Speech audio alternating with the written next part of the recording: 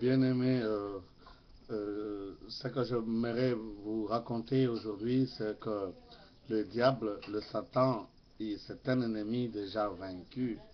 C'est ce qu'on pourrait dire un terroriste, quelqu'un qui vient seulement pour faire peur. Nous savons que la crainte chasse la foi. Là où il y a la crainte, il n'y a pas de foi. Là où il y a la foi, la crainte est absente. C'est la même chose avec les ténèbres et la lumière. Là où il y a les ténèbres, la lumière n'existait pas. Là où il y a la lumière, les ténèbres est absent. Oui, c'est ça la vérité. Quand nous disons proclamer la bonne nouvelle du royaume des cieux, c'est que l'humanité tout entière est pervertie, liée par les ténèbres. Les gens vivent dans les ténèbres, dans le péché, esclaves du diable. C'est-à-dire les actions ou les habitudes des humains sont à contester, sont dictées par des puissances des ténèbres. C'est-à-dire les humains ne vivent pas par eux-mêmes, ils vivent par des puissances des ténèbres.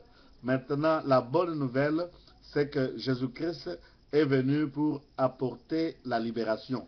C'est-à-dire, les péchés que les humains ont commis jusqu'aujourd'hui a été pardonné sur la croix. C'est-à-dire, Jésus a pris la place de tous les humains, de tous les pécheurs, en sorte que ceux qui accepteraient de croire que Jésus-Christ était mort sur la croix pour nos péchés, il s'est donné lui-même, lui qui n'était pas pécheur. Il y a une chose que presque toutes les religions et toutes les sciences reconnaissent, c'est que Jésus-Christ n'a pas le sang humain. Il a été né d'une façon miraculeuse. Comme dans Hébreu, il est dit, tu n'as pas voulu les sacrifices des taureaux ni des vaches, tu m'as formé un corps afin que je puisse venir, ô Dieu, faire ta volonté. Oui, il avait un corps céleste qui n'a pas le sang humain, qui n'a pas le sang pécheresse. C'est pourquoi, quand il a accepté de mourir sur la croix à la place de toute l'humanité, afin que l'acte dont les ordonnances nous condamnaient soit effacé en étant clouant sur la croix. Là, sur la croix, c'était scellé la mort de la loi, la mort de la loi, c'est-à-dire c'était la défaite du diable. Le diable qui croyait prendre a été pris sur la croix. Et Jésus-Christ est allé même vers les morts pour leur annoncer la bonne nouvelle. C'est-à-dire, tous les humains sont libérés grâce à cette œuvre qu'il a accomplie sur la croix.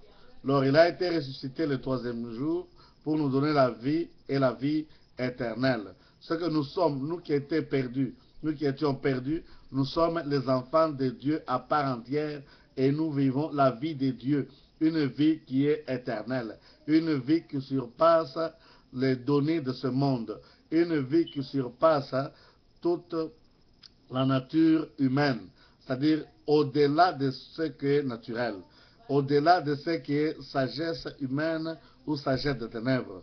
Oui, mais bien aimé, la bonne nouvelle doit être prêchée partout dans le monde entier, afin que toutes les nations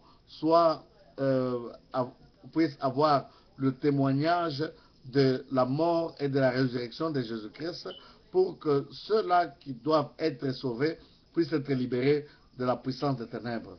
Que Dieu vous bénisse et nous continuerons toujours à vous annoncer la parole de Dieu par, par ce moyen de l'Internet, au jour le jour, en français, en swahili et dans d'autres langues, afin que tout le monde puisse être averti, pour que le dernier jour, personne ne puisse dire « Je n'ai jamais entendu parler de ces choses ». Que Dieu vous bénisse. Merci et à la prochaine.